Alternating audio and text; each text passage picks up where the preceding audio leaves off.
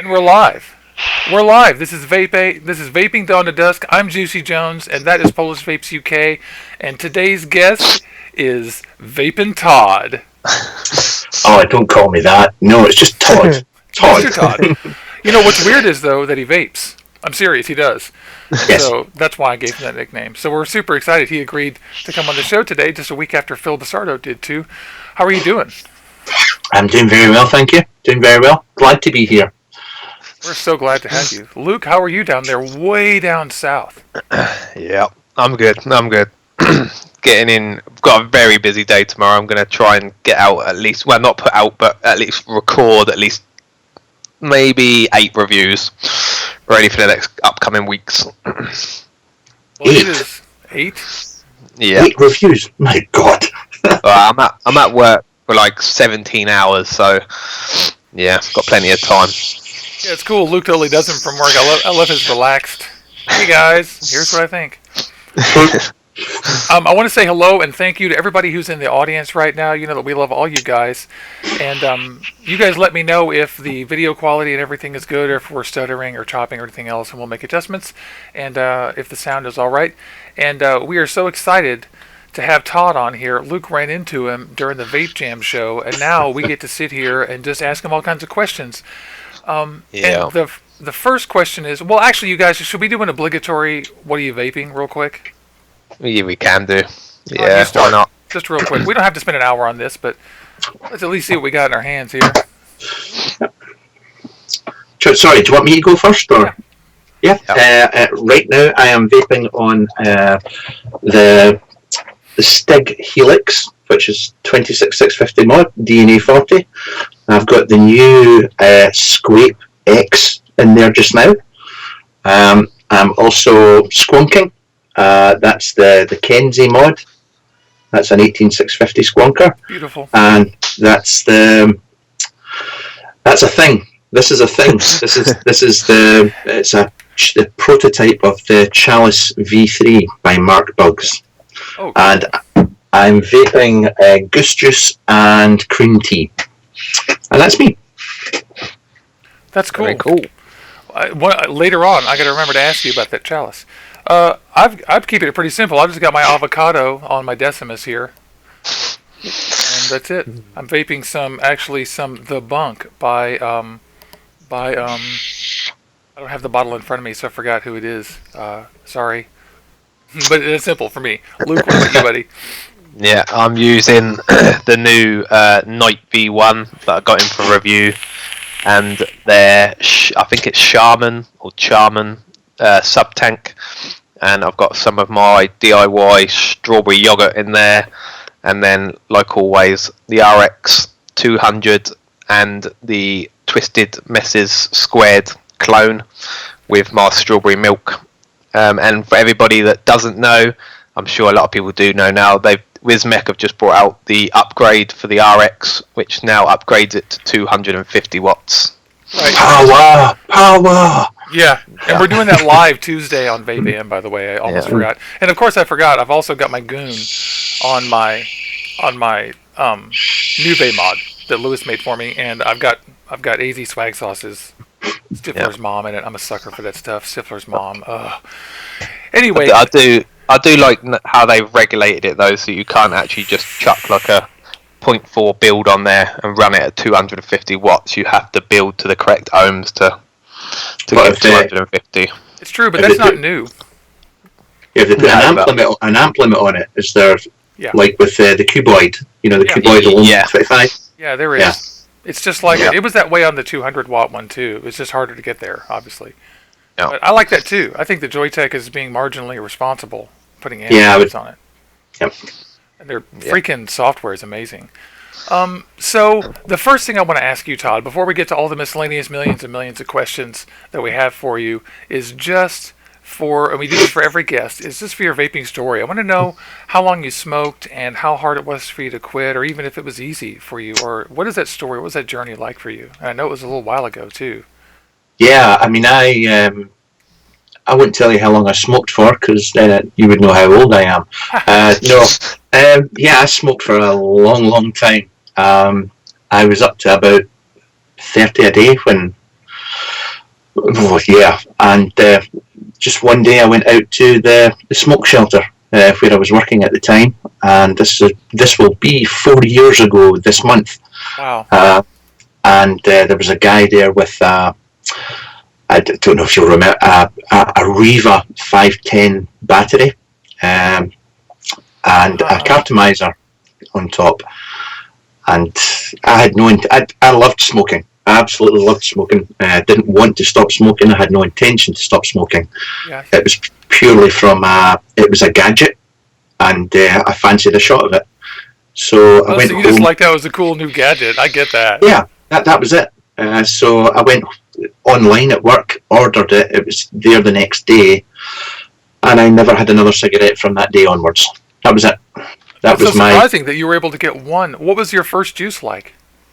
It was a menthol, because I smoked menthol cigarettes at the time, so you didn't have much choice in flavours back then. No. Not really. So that's all I vaped for quite some time. Yeah, there were things labeled fruit, things labeled menthol, things labeled tobacco, etc. Yeah, I mean, it was just RY4s and menthols and apples and... Right, apples. Funny. Yeah, and the apples always tasted... the chemical taste from it was disgusting. Yeah, I still remember some of that stuff, even some of the nearly 100% PG crap that we used to have. So that was a really fast transition. So you went from hanging out in the smoking area to ordering a thing and the next day being a vapor. Wow. Yeah, that was it. It was, and that was from about 30 cigarettes a day to vaping. So more than a pack. And so that explains quite easily how you got into being more into it, right? Because if you did it because it was a gadget in the first place, I'm sure you found some more gadgets right away. Like, what happened next? After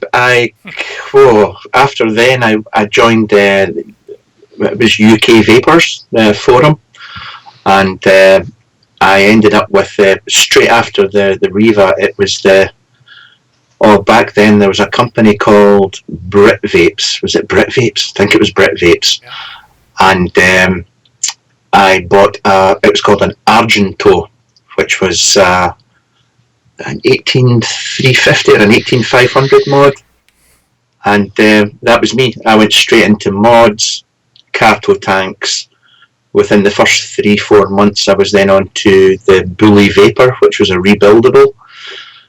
And that was me. So within 3-4 months, I was into rebuildables, and I was starting to do reviews. That was it. And here I am now. Wow, and that was immediately. And so you started your YouTube channel right away, pretty much within a few months there? It wasn't Or were they reviews on the forum? It was just to share on the forum. I didn't make them public. I used my own personal YouTube page. I think my first one was, I actually posted it up on Facebook a while ago there, was a 6mm glass carto tank. That was my first review. Ooh, glass. That's an upgrade, buddy. So, and then a few people watched it. I did a few more, and then I created a YouTube channel, and yeah, that was it. So, I mean, hero. No, I wouldn't. No. Well, maybe to Dean. I know Dean's vaping maker thinks I'm a hero. He loves me. It used to be so different. The way even bad or even good rebuildables back then were absolutely almost unmanageable by today's standards. Well, I don't. Rebuildables back then, I still love it. They were very. So, I mean, it was all mesh. You were building. It was Genesis atomizers that were the thing back then, and there was a learning curve. You had to. It's not like now where you could just go and vape, or if you wanted a dripper and things like that, you had to invest a lot of time in learning how to oxidize your mesh, get the right grade of mesh, the right wire. Well, you only used. There was nichrome and canthal, and you were using 0.2mm canthal back then, or 1.5 or 0.15 even. So it was a lot different. It's so much easier to get into the hobbyist side now, if you want to term it like that. Yeah. It's a lot easier to pick it up, and there's so much more support as well now. Yeah, absolutely. Partially because of people like you, and partially because of things like this too. Is that we're trying to help share some of the knowledge too, to make it easier for people. Anything to get people to stop smoking, Yeah. I mean, people don't learn how to coil from me. No. Lol. Yeah, me either. Really, I hope. That's no. But I mean, you were talking earlier about your stapled Claptons and things like that. I mean, I am just a simple microcoil, and that's me. Yeah. Maybe that's what I usually do too. So, how long did it take before you got away from the menthol flavours? Because obviously I know now that you mainly just vape on custard. I went, I can't remember now how long. I went through, back then, because you couldn't go into a brick and mortars, you couldn't go to a vape shop. No, not where I live anyway. So everything had to be done online. And no offence intended here to anybody, I've never paid much attention to juice reviews because taste is such a personal thing, in my opinion. Yeah, very much so. So I got sent. It was after about a year. I got sent some Grant's vanilla custard, and that was it. Changed your life. Changed my life. Yeah. So I was on Grant's. I've been on Grant's vanilla custard for about 3 years. I then discovered Goose Juice. I've been vaping that for over 2 years now, and just recently it's Cream Tea by Trip Hammer in the UK. So they are my 3 all-day vapes. That's what I have. That's awesome. Yeah. That's totally one of the. You just answered a question before we even asked it, and so I actually wrote that down too because I'm curious about those too. That sounds nice. Yeah. So that's what I like. I mean, it's when you say it's subjective. I mean, I work in a vape shop, and you get people coming in and saying, "What would you recommend?" And I just say exactly what you said. Taste is subjective. Try them. Read the menu, have a look at the flavors, tell me what you like, and go from there. Yeah. You can start with what kind of desserts do you like. It's just a good general way to start. Yeah. Then, but the strange thing is that you can never. I would slightly disagree with that because I usually find that people end up vaping maybe something that they would not consume or drink or whatever normally. Yeah, a lot. Yeah, I don't like custard. I hate custard. I absolutely detest it, and I'm not a huge fan of vanilla either. But vanilla custards are my vape. Yeah, that's interesting. That is a phenomenon. You're absolutely right. And there's things that I feel that way too about my little stable of juices where I'm like, why do I like that? But I love it. Where I shouldn't. I think maybe the answer is probably in the chemistry of creating it. It's probably a happy accident or something. Yes. But I'm with you about vanilla. Actually, I don't love vanilla in real life, but some of the vapes are pretty good to me. That's yeah. Yeah. But there's plenty of people complimenting you in chat and saying thank you and saying that you were instrumental in them quitting smoking. And that's fantastic. That's a great thing to hear. Yeah. Thank you very, very much. Yeah. One question that I was asked the other day when they knew you were coming on, how do you think, I know you spoke about this in one of your reviews and you spoke to me about it at Vape Jam, but how do you think the TPD is going to affect us and how is it going to affect obviously your work in the shop? Good question.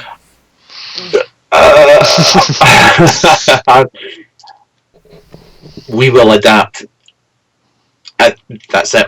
Good attitude. Yeah, we will adapt and we'll get over it. And I'm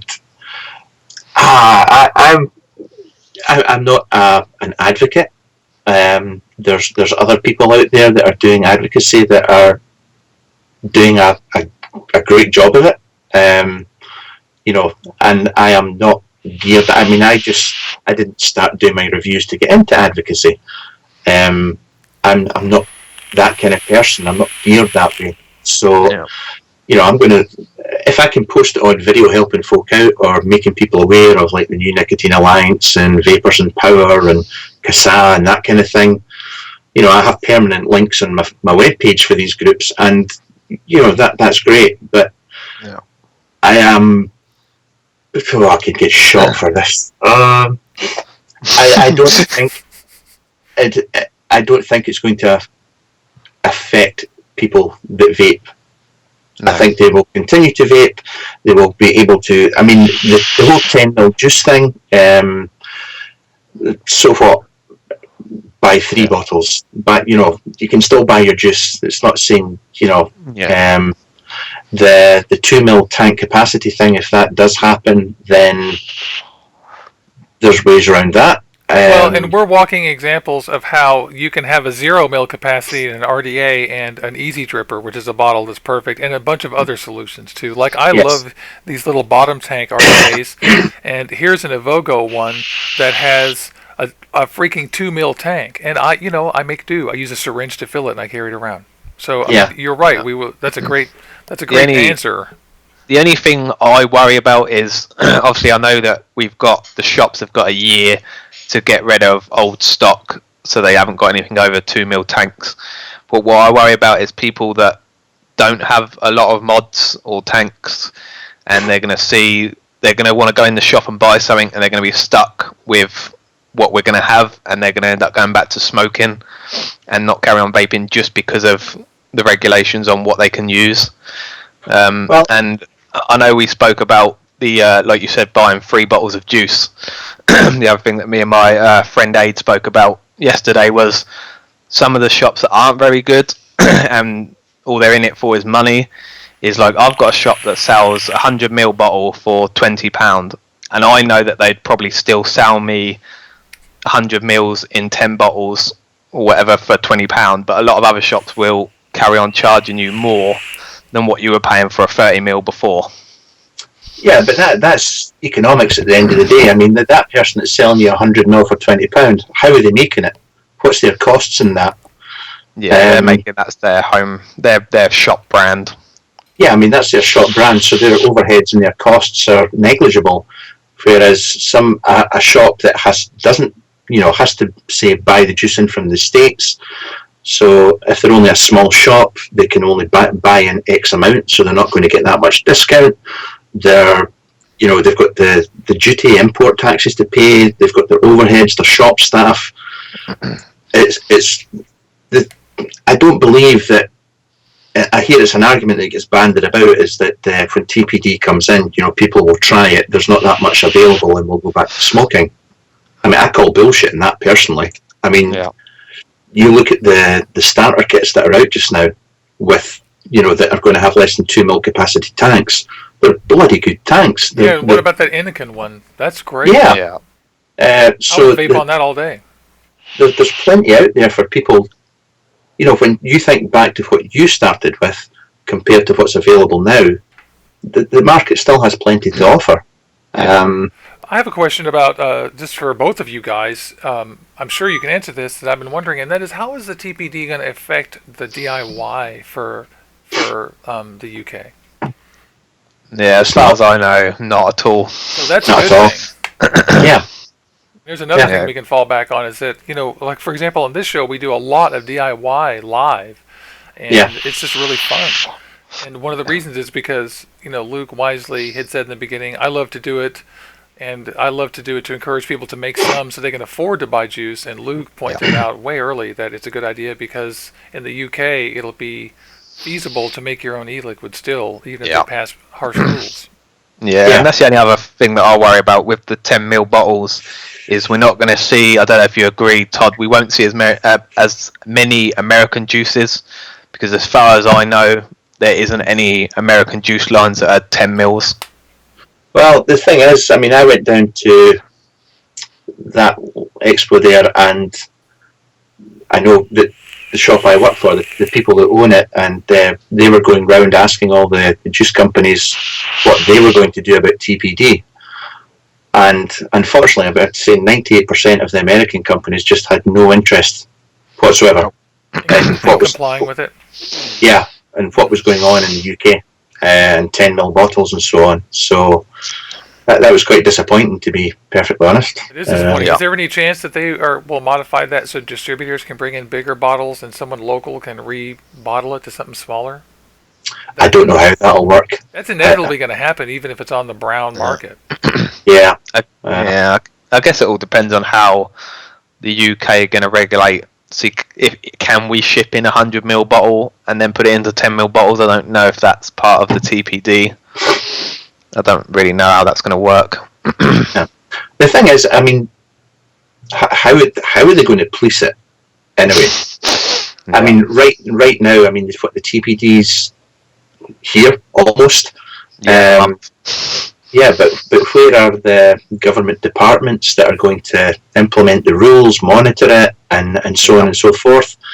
And I just can't see it happening next month. I really can't. Kind of unenforceable sounding, doesn't it? It sounds like a lot of bureaucracy, and then well, and we're going to have to wait and see too. And it's upcoming. Yes, very much so. Let me do a quick little announcement. So it's 25 minutes after the hour or so, and this is Vaping Todd to Dusk. I'm Jesse Jones, and that's PolishVapesUK, and today's guest is the awesome Todd from Todd Reviews on YouTube. And so, and also thanks to everybody in chat. There's a bunch of new people there and a bunch of old faithful viewers, and I don't have time to name everybody, but it's a lot of people. It's 2 pages on the scroll, and I love you guys. Thanks so much. So what else do we have to ask our friend here? A lot of things. We could talk a little bit about. I know Todd said we'd talk about how you got on the show, Todd. Well, yeah, we had some Keystone Cops with the invitations. I never used to do vape shows or anything like that. My vaping career consisted of this camera, this very camera here, and being in the shed, and that was it. I was comfortable with that. Safe, yes. Mainly because of my personality and various other things that I won't go into. And so I did when my subscriber count got to a certain level, then I started to get asked to appear in shows, and I always said no because I was never comfortable speaking so much out in an uncontrolled environment. And then, so I mean, you guys probably, I was asked, and I would just say no, too busy. That was it. That was the default answer. Understandable. Yeah. Thank you, but no, thank you. But then the Plumes of Hazard guys had asked me a long time ago, and I'd said the usual no. And then they asked me again, and I just said, "What the hell? Let's go for it." And I enjoyed it, and it kind of opened the doors because then I became a bit more sociable, and I got into hangouts and things like that, and I got to know a lot more people, and then I did. Yeah, I enjoy it, and you get to talk to guys like you, and the folk you've got in chat, and. Well, we welcome you. I can't tell you how thrilled we are that you decided to do this. It's totally understandable. The response from most people we asked to come on as well, because of that. That's natural feeling. Yeah. It's what the hell is it? It's an hour out in the afternoon. It's fun. It is fun. It's really great too. It's so fun talking to you and hearing these stories too, and gabbing about the TPD. I know sometimes people think it's a drag, but it's important and it's coming up for you guys. Yeah, it's. I mean, that's it. That's the whole thing about this. It's meant to be fun. We're not smoking anymore. You don't have to be. If you want to go down this route and get into the community aspect of it, it's great fun. It really is great fun. The viewers are the best. I love the community we built here. It's really rad. And in fact, in chat, there's a cavalcade of people saying that you're the man. So just you can just assume that that's going on from those Thank guys. You. Yeah. Michaela did say, glad you didn't say no. Fantastic. Yeah. So you live in Scotland, right? I do, yes. Ah, yes. That's one thing I was going to ask you about is whereabouts you live. And so you said you live in a really beautiful place. I love your little shed there. Is that like on your property? Do you get a whole room to yourself? Do you build out just for your for your? No, vaping? there's only 3 people that live in Scotland, and we all live in sheds. Oh, you know what? Yeah. I knew that because every time I see it, it's like a little shed with a lean-to and some sheep. Don't talk about the sheep. I've seen Highlander like 800 times, so I know all about Scotland. Oh, Totally kidding. No, I have a story about Highlander. Tell it. My first job when I was in school was I used to work in the local cinema, and during I used to show the films, and during the summer in Scotland, in this little cinema in a place called Oban, we used to show every day of the week. We used to show Whiskey Galore and Highlander every afternoon. Nice. Yeah, so for every afternoon, I used to watch Highlander. So it's my most watched film of all time. There can be only one. You've seen that a lot then. Wow. Yeah. That's funny for a guy who's actually in Scotland. Yeah. Yes, it's and no, I'm not going. Don't start me in films. Dean in chat says that your headphones look like you're actually 9 feet tall, and those are regular size headphones. On everybody He's- else. For a man that is so small, he is very. He's an angry little man. See, you heard it here. Yeah, I love He's him a angry, bit. I love him a bit. Please subscribe to the Vaping Biker. That's right. Yes. In fact, I did Yes. subscribe to him just a moment ago. I didn't know about him until just now. Yeah. And also want to remind you guys to subscribe to Luke PolishVapesUK and to Todd Reviews. You probably heard of him. He came to the show today. Yep. See, I told you I would do it, Dean. I told you I would do it. Yeah, my girlfriend was nice enough to give me this little studio, the second bedroom, to be able to use as my orbital vaping headquarters high above Seattle, and I'm very lucky. And so I think you must be too, to have your own little area. to Yes. use. Well, my wife actually threw me out the house. My wife actually suggested the shed. Suggested the shed. That's very diplomatic of you to say that. Yeah, suggested the shed. I have to say that my girlfriend made a similar suggestion. And we're not far from a shed in my case, too. Yeah. She just gets up in the morning, puts you in, locks the door, comes and gets you Yeah. at dinner time. Everything I do is really early in the morning, and the poor gal is asleep. And my wonderful girlfriend's the one who knits these hats for me, too, by the way, everybody. And she, the poor gal's in there asleep, and sometimes I get a real scowl to see her walk by, like, "Rrr." I just kind of feel out of place in the fact I don't have a beard or a beanie hat. I really, It is strange for us to have somebody without a beard, but yeah, I just don't fit into the whole vaping demographic. You know, it's a shame. I tell you, it's a coincidence that we both have wonderful, luscious beards that are beautiful. Love TLC. So I was going to ask you what your favorite juice was, but that is now ruined. But I can't ask you. I was going to ask you just off the top of my head because it's been on my mind lately.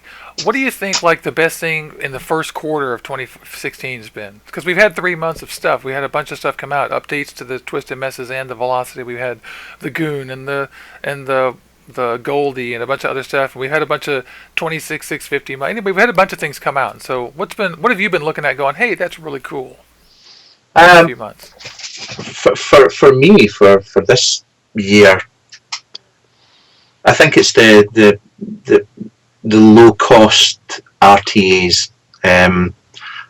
That for me has been a bit of a highlight, but also this year the fact that I think that you used to always have clear defined segments in the market. You had, I won't get into it, but you had like clones, cheap stuff, then you had mid-range, and then high-end, if you want to call it that. And there was clear defined lines between them. But now the quality of gear for the price you pay is bloody awesome. It's going it really is. The Cuba pops to mind. Yeah. You do not have to spend a lot of money to get quality gear now. You don't. So that's been probably the best thing so Good far this value. year. Well, tell me Yeah. what you think about what pops to mind when you think of a low cost RTA that you like. I'm just curious because I have like a short list too. We were thinking about doing a show about best of the first quarter. I mean, for me, well, my RTAs are the Serpent and Oh, now I the don't have one of those yet. I hear those are great.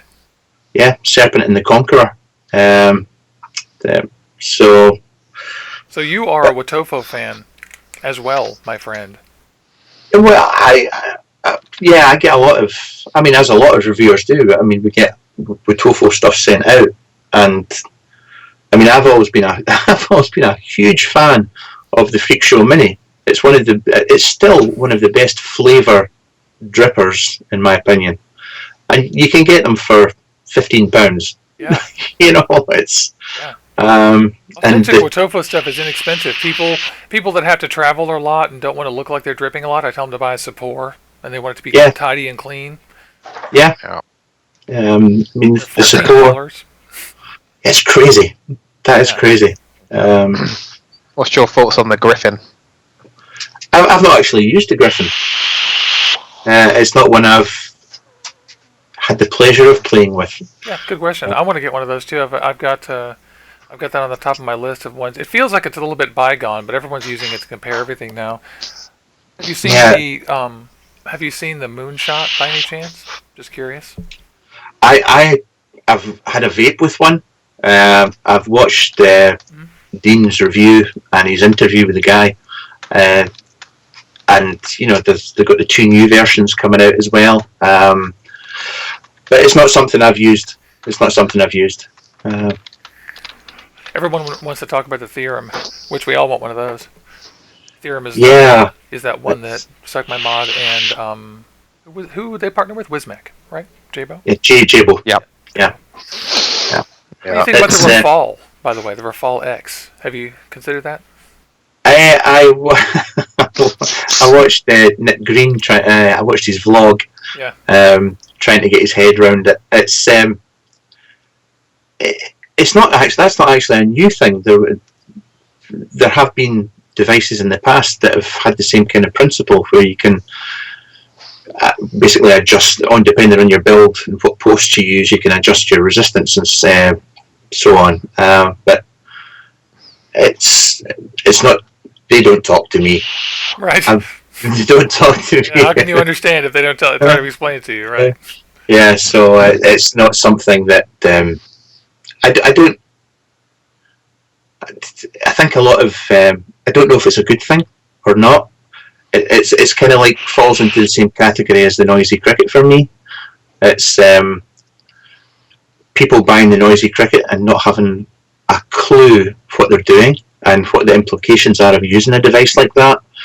And I think people could get into a bit of trouble using the X as well. It's education. I think you should definitely know what you're doing if you get something like that. Yes, absolutely. Absolutely. Yeah. Just trying to look at the chat and see if anybody's got any questions. Please type in the chat and we will ask any of your questions.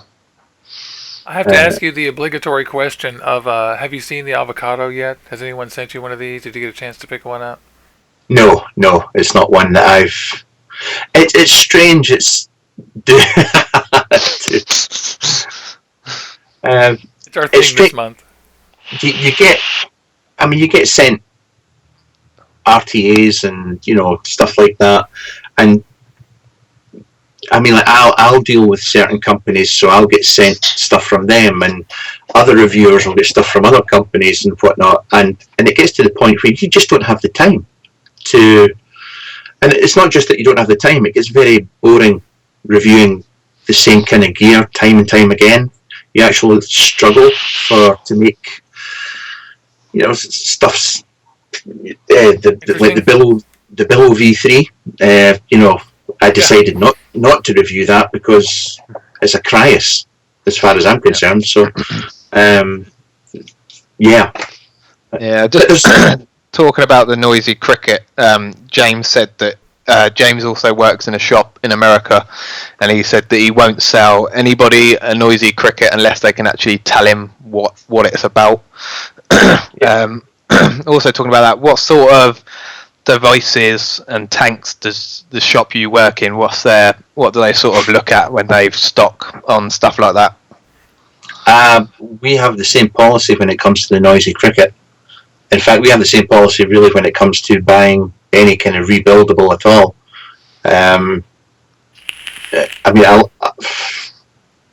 It's but I just want to clarify, it's not my shop. I just work there. Yeah. But the guys that own it they have a great policy as far as that goes. So you had a lot of people coming in saying they wanted to buy a noisy cricket. They've never built anything. They don't know anything about Ohm's law or anything like that. So we just don't sell it. But we sell. What do we sell? We sell like the Rouleau, the Cuboid, Smock, R80s, Cletos, Raffles, Crowns. All the usual stuff that you'd expect in a B&M. Yeah, and we tell people all the time, if you want a noisy cricket, ask yourself why. If you don't understand, as you say, all the underlying scientific principles, or as how James also says, and can explain what the batteries are all about and how it works, then you don't need it. You can buy a powerful box with a chip in it that will make you safe. Until you understand it, then later you can buy a noisy cricket. Yes, absolutely. Absolutely. Be careful. Be a beginner if you're a beginner. Don't try to jump into advanced land. The problem is, and this applies to starter kits as well. The guys in chat that work in vape shops will know this as well. We sell starter kits, but you still get people coming in that smoke, but they want to buy a sub-ohm setup because their mate has one. So that can be quite difficult sometimes, because at the end of the day you can educate the customer, but if they want to buy something, then you are a business. I've got a question which I'm not sure, I've not heard anything about it. Thoughts on the fogging sailor news? I'm not sure what that's about.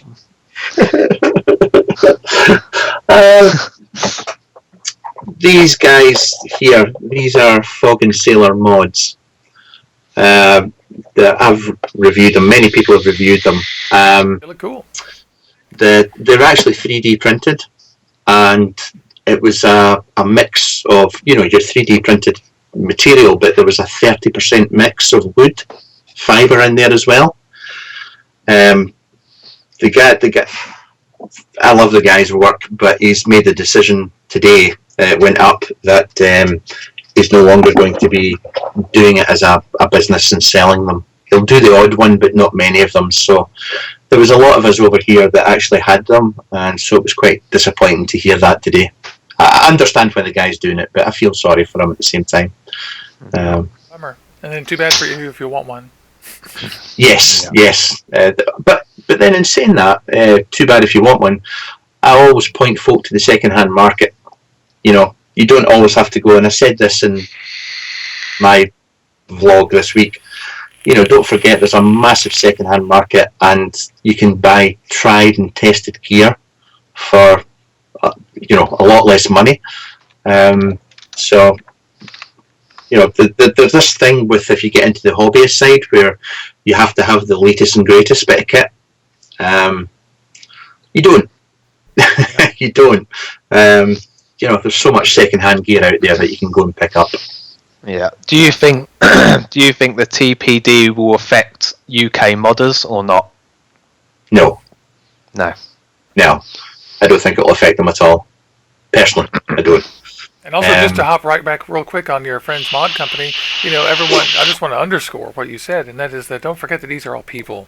Don't get mad at people for deciding to make or not make mods. The guy decided he didn't have time and energy to do it, so give him a break. There are a lot of people who make these things, and let's support all of them if we can, but give them a hard time. Sorry. No, give him a little bit of a hard time, because if I didn't give Todd a hard time at Vape Jam, then we wouldn't be sat here right now. This is true. All in good fun, hard time. And say good morning to Kay. She's just got up and joined the chat. Good morning. Which we had on last week. Yeah, Kay was here last week, which was awesome. It was super great. And I just want to say thanks to everybody who showed up. This is Vaping Todd to Dusk. I'm Juicy Jones, and that's PolishVapesUK. And this is Todd from Todd Reviews on YouTube. Yay. And we've just been having a conversation, chatting. We got maybe another 15 or 20 minutes here. And everybody in chat, thanks so much for tuning in. I know we've been asking some of your questions, but don't forget to keep chiming in. There's a little bit of delay, but we try to fit them in as soon as we can. Yeah, I'd like to. I don't know when we're actually going to get around to doing the giveaway. I believe we're going to keep it for one of the DIY shows. But I have actually got 2 tiny scales for people that want to do DIY that are going to be for giveaways. Cool. Courtesy of Aid. We haven't decided when we're going to give them away yet, but I've got 2 of these to give away, so that will be coming up soon as well. Yeah, it should be either a couple of weeks or 3 weeks or something like that. Yeah. So next week we have Dimitri on the show, which will be fun. And Tuesday we're going to upgrade our rouleau, and I forgot what else, but something fun on Vape AM. Logging Sailor will put his last mods on sale later today, says Dan Errol Djembe in chat. So that's good to know. Puppy time. Yep. My puppy is here too. She's asleep down on the floor next to me, and I'm not about to wake her up. No. Spaniels don't sleep. Oh, and let's do the family check here. I know I already asked you this, but so what's your family consist of? I know that it's just me and my girlfriend and my dog here in my house, and what is your family like? My family is myself, my good lady, who's away in Portugal just now, and my dog. Yay. What's your dog's name? TJ. TJ. Cutie. TJ. Nice. My dog's name is Sadie. And Luke has a family too. Luke, what kind of family do you have? Yeah.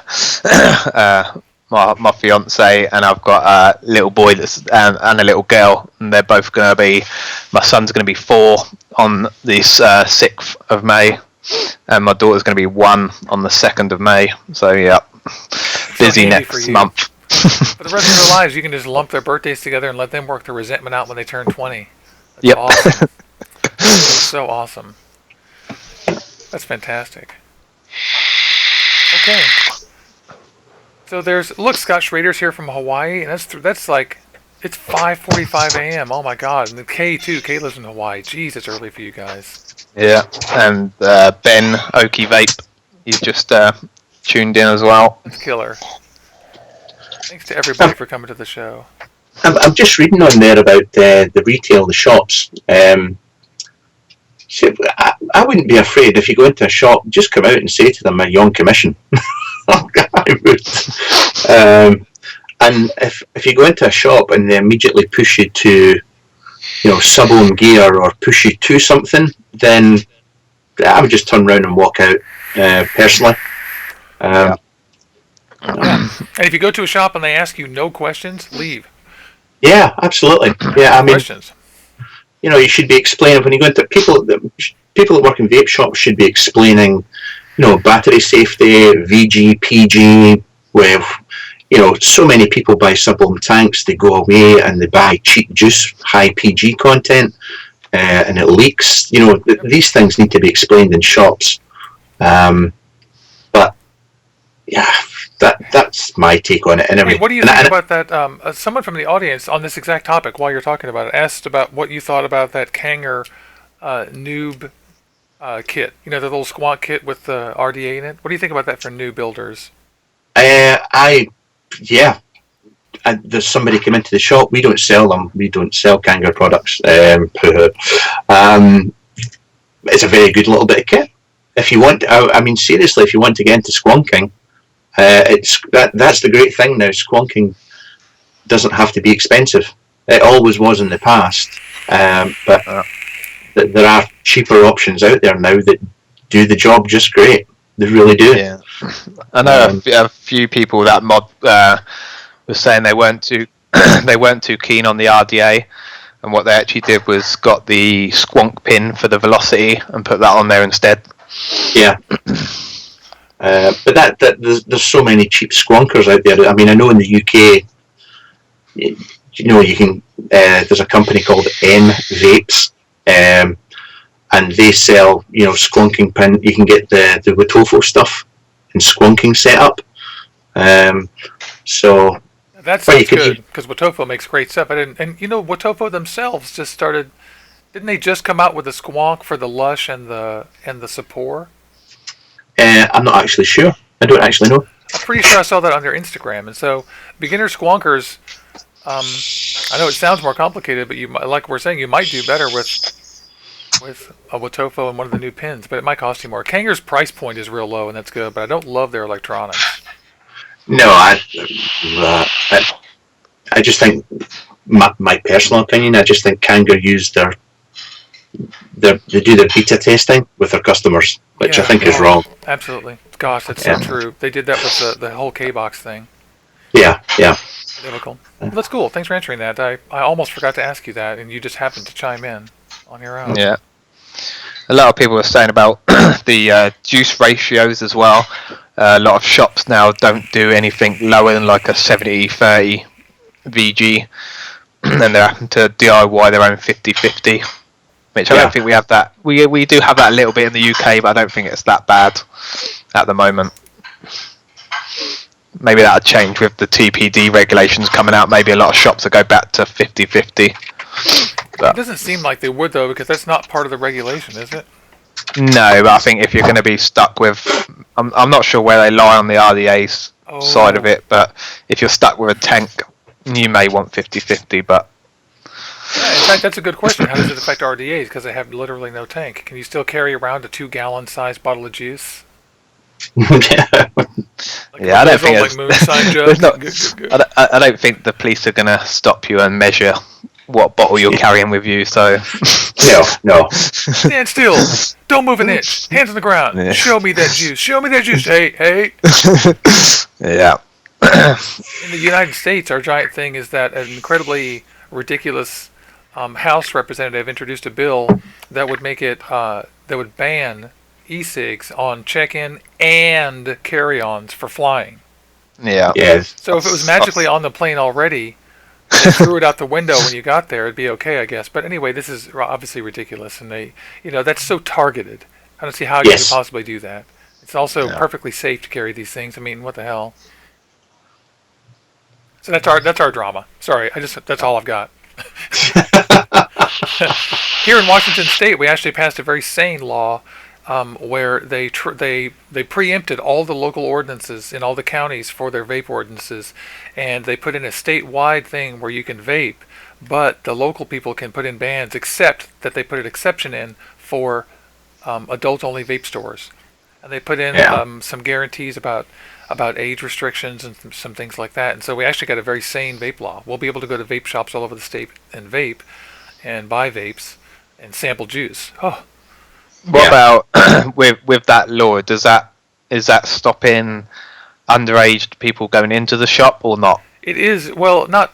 Obviously it's up to the stores to enforce it, but the stores are required to check IDs, and they are already pretty good in this state about making sure people show them their IDs when they come in. I've been in almost every store I've been in the state. Someone came in and someone got asked for ID at some point.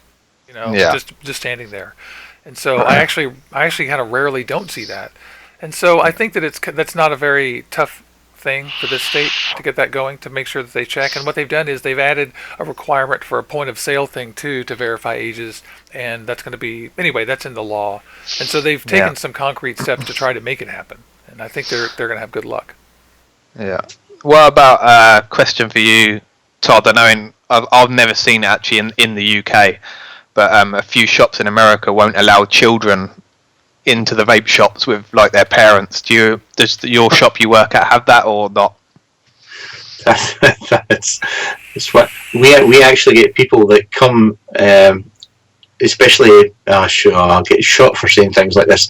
They'll come. They're vapors themselves, and they'll come into the shop, and it's just say the shop's empty. It's just myself vaping, and there's a bit of vapor in it. It's not clouds. It's just vapor hanging in there, and they'll actually block the shop door open because they don't want to bring their children in with the vapor, but they're vapors themselves. It's like they've walked into a porno lounge in the red light district, like, Yeah.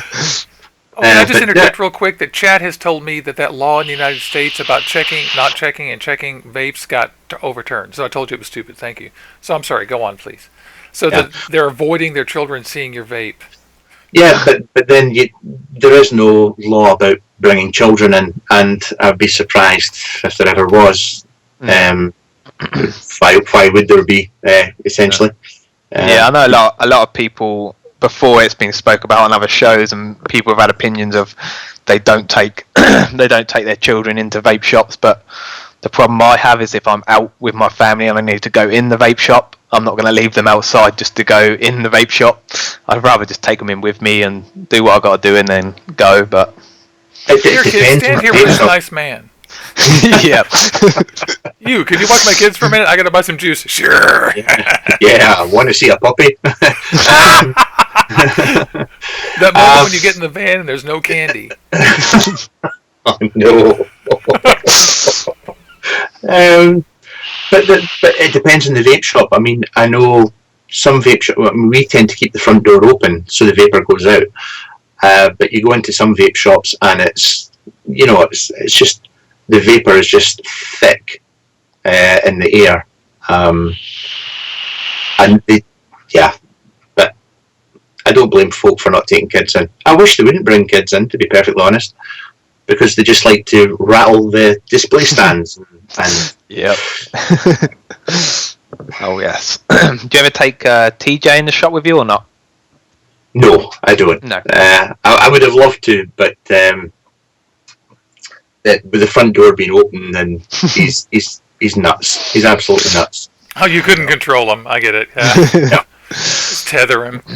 I mean, weather permitting, yeah. I mean, if people really get up in arrears about it, then we could all put in the same kind of filtration systems that they required of cigarette bars and stuff, and there'd be no vape. You couldn't even have a contest in there, Yeah. But these things are so temporary too. Even with basic ventilation, which I think some shops should put in better ventilation because it's just weird to go into a place you can't see in. But even with basic ventilation, it's pretty easy to clear out a room of vape. It only takes moments. The thing is, it goes back to beginners.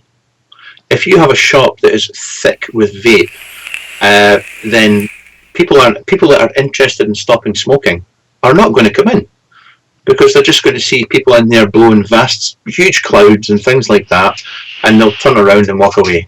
Because I've been vaping for 4 years, and I still find that off-putting when I go into a shop and it's just people sub-ohming and chucking clouds and whatnot. It can be off-putting to people that are interested in stopping smoking, which is a strange thing. It's true. Yeah. This is an uncanny mental thing. And, barring weather and special events, too. Like, it's fun to go and they have the lights going and they're having a cloud comp and you know that it's one of those things. That's really fun.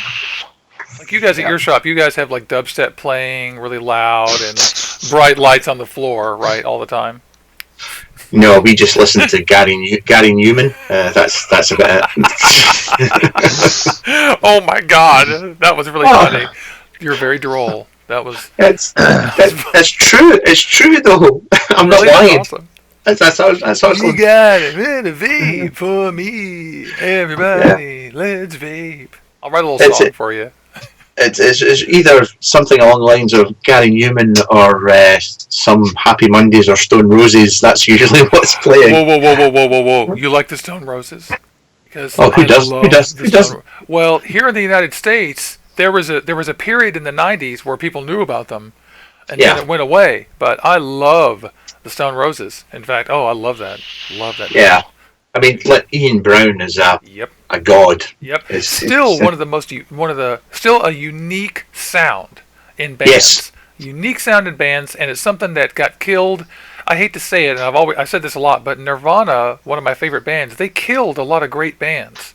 Yeah, because absolutely. The record companies decided to only copy them instead of letting all this other stuff happen. And Stone Roses was one of those bands, including the whole ska revolution. No Doubt was the only band that survived that. Yeah. And oh my God, freaking Stone Roses! What a band! They need to come back with that sound. Yeah. Another question. Sorry, I went I'm off not on sure. that. I'm not sure what it's like up in Scotland, Todd. I'm sure you probably don't agree with vaping where you're not allowed to smoke. But is there any like bars or cafes that actually allow you to vape inside? Yeah, there is. This applies to everything in life. At the end of the day, you had considerate smokers and you had unconsiderate smokers, and the same thing applies with vaping. You have people that vape that, in the back of their head, it's the decent thing to do. You're in a restaurant, don't go chucking clouds. But then you'll get some arsehole comes along and just ruins it for everybody. So it's the fucking bathroom. Yeah, just be aware of where you are and the people around you, and be considerate. Yeah. See, I usually forget now because I don't drink a lot anyway. And when I used to go to the pubs and that, you used to be able to smoke inside the pub. So I'm constantly finding myself now standing. Like I went out last night in the pub, and a couple of times I almost took a vape, and I was like, "Okay, go outside."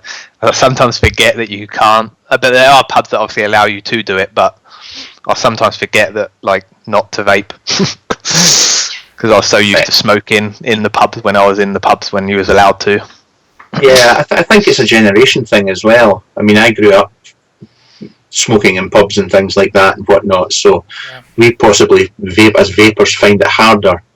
But I think people that younger guys, it shouldn't be that much of an issue to them because they're not used to smoking in pubs and restaurants. So there's a whole generation of people who have been taught that all tobacco and nicotine is evil. And it's kind of an overreaction, and so they're underreacting to the police state they're trying to put on it now and the control they're putting on it now. There's a lot of people who are really neutral about vaping, who really would be on our side if they understood what a terrible thing they're trying to do, almost worldwide, to regulate this stuff. It's like a cash grab from the government, and with the help of all these big tobacco companies that are on their last legs. Yeah. I know you don't have any children, Todd, but what are your thoughts on, I can't remember when they brought the law out, you're not allowed to smoke in your car now without anyone under the age of 18, but you're still allowed to vape. Dean said that he wouldn't vape in the car, but I do, I have the window open though, but what are your thoughts on vaping in the car? Once again, that comes back to how I was as a smoker. I wouldn't smoke in the car with other people in the car, so I don't vape in the car with other people in the car, be they adults, children, whatever. It's just something I choose not to do because it's just been aware of, Yeah. It's all down to the individual at the end of the day, Yeah, I didn't smoke in the car, but I mean, I did smoke in my cars in the way back, but in our current car, I never smoked in it. And because it's my girlfriend's car, but I do vape in it, and I vape a lot less when she's in the car. And with other people in the car, I really don't do it too much. A little bit, but it annoys them mainly. Yeah, so I've never really. I don't know.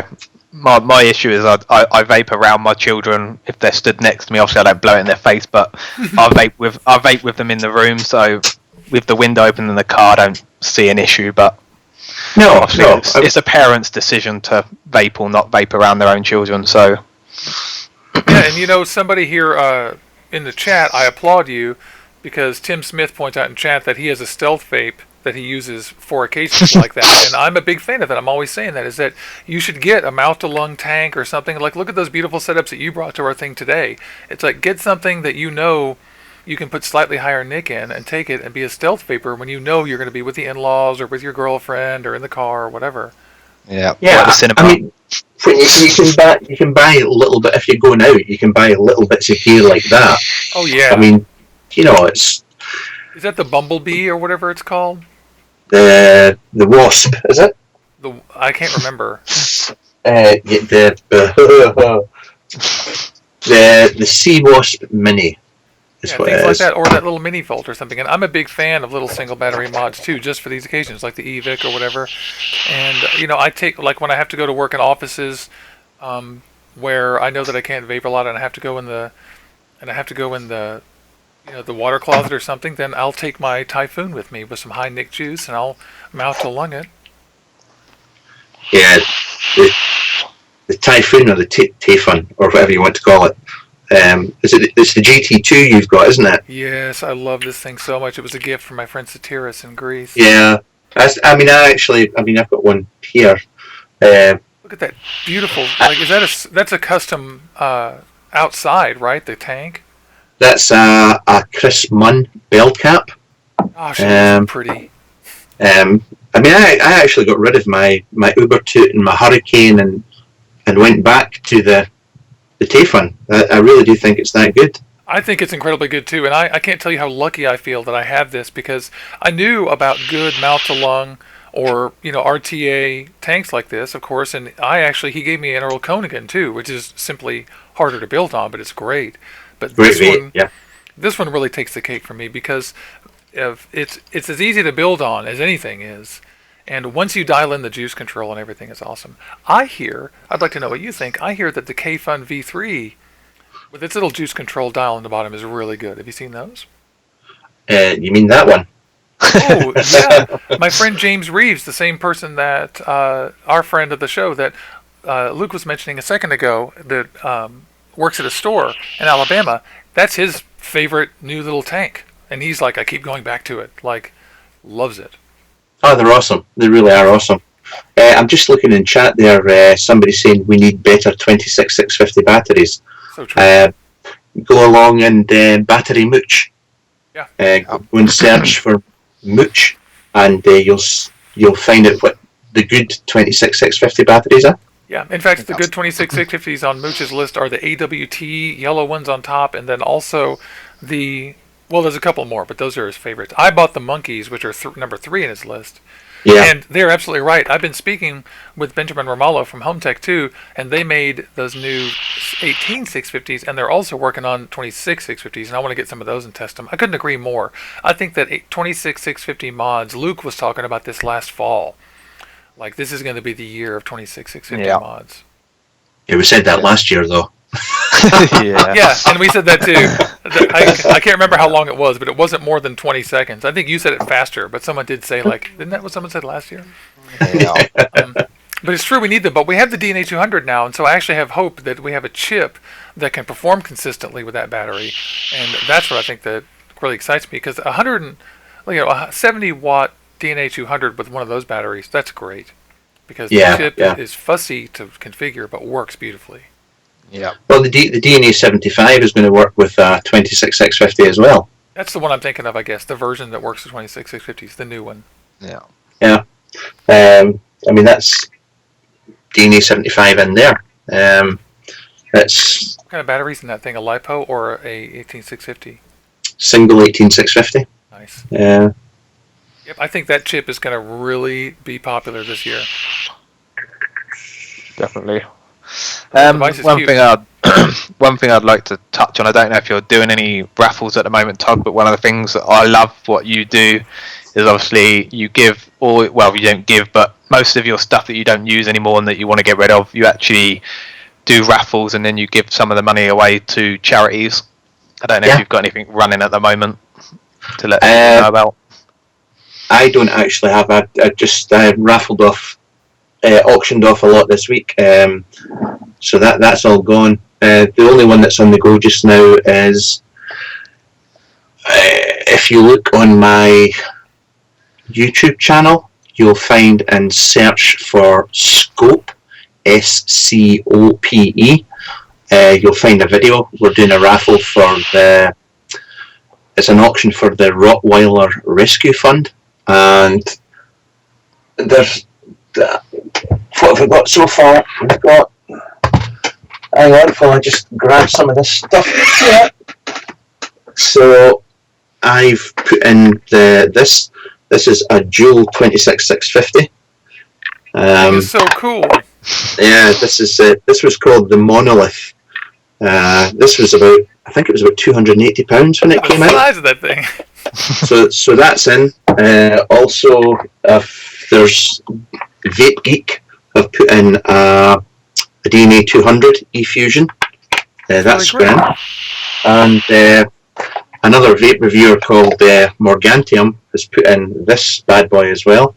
Tesla. And there's a pile of juice going in and all that kind of stuff. And it's £5 for a ticket. So tell us how much you've raised for charity. Total. We're being asked.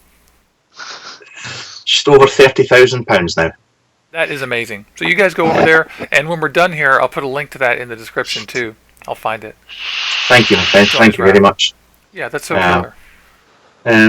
That's you can't keep it, can't take it with you, so might as well do some good with it. That's killer. Yeah, in fact, I'm gonna take some of this stuff that I've got here and give it away soon, and part of it is going to be a K-Box 200 and some juice, and the Cloudy Vapors volunteered to send some stuff out too, so that's fun.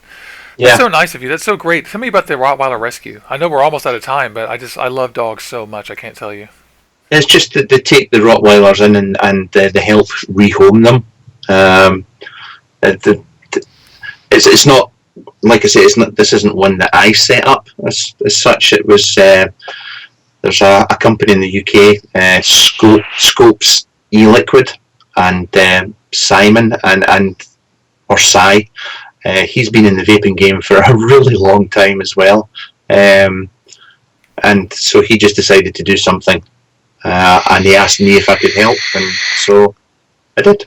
That's fantastic. I'm going to put a link to their stuff down in the description too, because I love dogs. Yeah.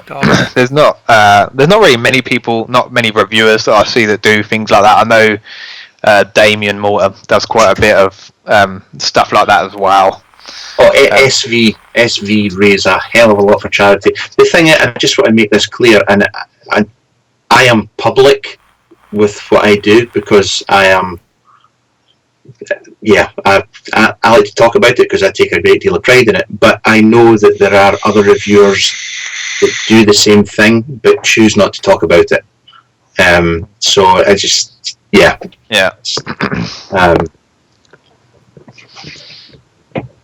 You're definitely doing a good thing. More people should do it. I'd love to be able to do. I did sell some of my bits, which I know you do as well. But most of that money went back into stuff for like reviewing and stuff because obviously can't afford to do it all out of my wages because obviously I got bills. But I mean, I was the same when I started. I mean, my channel never took off until well after a year. And during that first year, I mean, I spent thousands on review gear out of my own pocket, and it's. I mean, the only reason the stuff that I put out for charities and whatnot is because I'm lucky that I get a lot of gear sent to me, so that's why I do it. But you can't expect. I mean, a lot of people sound like a dick when I say this, but don't get as much stuff. They can't afford to do what I'm doing. So definitely agree, because this Night V1 that I got that some people would have seen on Instagram, this is actually the first bit of hardware that I've actually been sent free for review. So a lot of juices, I get juices like Charlie Noble, which I've got coming up soon, but this is the first piece of hardware that's actually been just offered to me, which is good. And I've been going just over a year now, so I actually have my it's pretty much, I started YouTube pretty much straight away when I quit smoking, so, and we had my 1 year, I can't remember what it was now, October last year, so just going over a year and a half almost. Yeah, but it's very different now. I mean, and that's when I started doing reviews, there was only a handful, if you like. Yeah. So it was very easy to get almost established if you just kept at it. Yeah. Whereas now you've got so many people trying to do or doing vape reviews, it's incredibly hard to stand out, if you like. But my advice would be always be yourself. That's the best way. Be honest and be yourself. Make the videos that you want to see. Yes, absolutely. You make the videos you want to see. That's what I do. Yeah. I think that's the only. I know you've changed the way you do your reviews now, but that's the only good thing that I've got, that I can buy stuff that I want to review. I don't have to review stuff that's just sent to me. Yeah. So, and I know you've changed your way of doing your reviews now. You don't do as much stuff that you don't want to do. No. That's killer. So, what do you guys think? Do we have any more questions, or should we wrap it up? Should we hang out here for 7 more hours? I think that's our limit. I love this so much. This has been such a great morning and so much fun. Yeah. I just reading Rick. Rick, who owns modmaker.co.uk. He just they're talking about the StarPlat chip or board. What's that all about? Have you not? Oh, you should go and have a look. Is it Russia? It's a new Russian chip or board. Got to stop saying chip. Rick will kill me. RPLAT. Yes, it's tiny. It's tiny. I think it's 50 watts now or 60 watts. But it's really small, so you can make your mods a lot smaller. It's not going to apply to cloud chasers as such, if you like. But yeah, I think you'll see a lot more mods using that chip this year as well. Sounds good. 50 watts is plenty for my delicious avocado. Yeah. Cool thing. Oh, look at that. What's your most hated mod? I just read that. Did you see that? Are you laughing? Let's end with that question. We can talk all about your most hated mod. That's funny. My most hated mod. Oh my god. It's quite hard for me because I tend to find the good things and everything. The positives in most things. My most hated mod. I don't have a most hated mod. Said modmaker.uk. I'm just kidding. I really would struggle with that one. I've had some right crap come my way over the years. But it's hard to remember all the bad ones, isn't it? Yes, it's Atties. I can remember Atties. I mean, I can remember a lot of bad Atties. Go off. Which ones do you hate? And most people probably won't remember it. It was so long ago, but it was basically an Attie that you opened it up and it had like a gazillion posts inside it, and you had to build about say 10, 12 coils and try and figure out how to put them in. And when you turned the base of the Attie, it would select a different resistance. So you could have like 6 different resistances in the one Attie, but you had to build all these coils. It was horrendous. It was the most horrendous thing ever invented. That's terrible. But I'm sure that'll come back. Yeah. And what? Okay, wait. Oh, there we are. I think we're back. I think we made it back, my friends. Yep, I think we did. Yeah. So you could have like 6 different resistances in the one Attie, but you had to build all these coils. It was horrendous. Someone's got it playing. Most horrendous thing ever invented. I've got it mute. It was me. I was going to say, mine. So I'm so sorry, everybody. What we had was a little technical problem there. I can't say exactly what was up, but for some reason my video died and then the thing stopped streaming. So we are back. Although we were just about to call it quits here. This is going to be like a weird gap in the live show. There we go. They say that we're back. Yeah. Okay. So if we, I guess, want to do our outros or any shout outs you want to do, anything like that, Todd? Just listen, guys, thanks for having me on. It was a pleasure. Thank you very much, and thank you to everybody in chat for being so pleasant to me. Yeah. Yes, we are hoping to have Dimitri next week.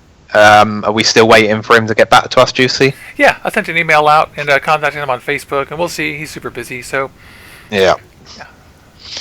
So, hopefully Dimitri next week. If we haven't, then we'll pick some other guests. DIY show, hopefully in the next couple of weeks or so. And then we'll be able to do them giveaways as well for the scales. Before we go, I would like to give a big shout out to James Reeves for doing something for me and Aid, which I'm very thankful for, and really excited to get them soon. So thank you, James, for doing that for us. Love James, great friend of the show. We want to thank all you guys. This has been Vaping Down to Dusk. Here on Orbital Vaping Headquarters, we have 3 live shows a week, and this is our interview show for Saturdays, but Tuesday and Thursdays, we also have Vape AM, 6 to 8 Pacific, which is like 11 to 1 Eastern.